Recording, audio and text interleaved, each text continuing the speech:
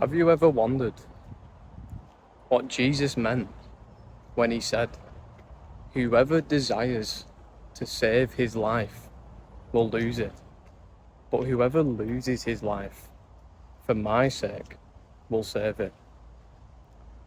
At first, those words seem almost impossible, but when we understand what Christ is trying to say, they change everything. So let's get into Luke 9:24 and see what Jesus is trying to say. At first, these words can seem confusing. How can losing your life actually save it?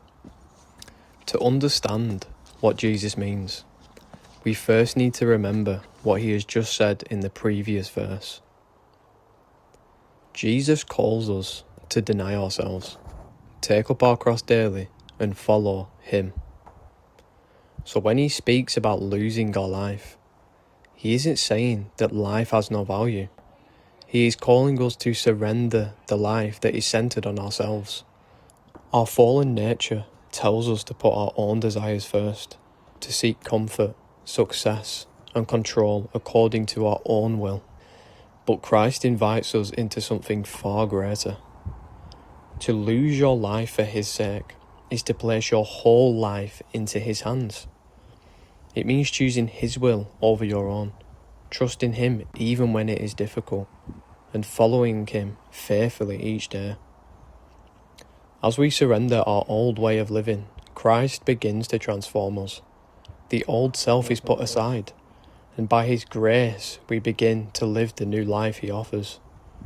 This doesn't always mean a life free from suffering. Following Christ may cost us comfort, popularity, possessions, or even our lives, and many other things of the world. But whatever we give up for his sake is nothing compared with the life he gives in return. What appears to be loss in the eyes of the world becomes true life in the kingdom of God. The world tells us to live for ourselves. Jesus calls us to live for him. And when we place our lives into his hands, we don't lose what truly matters. We discover the life we were created to live.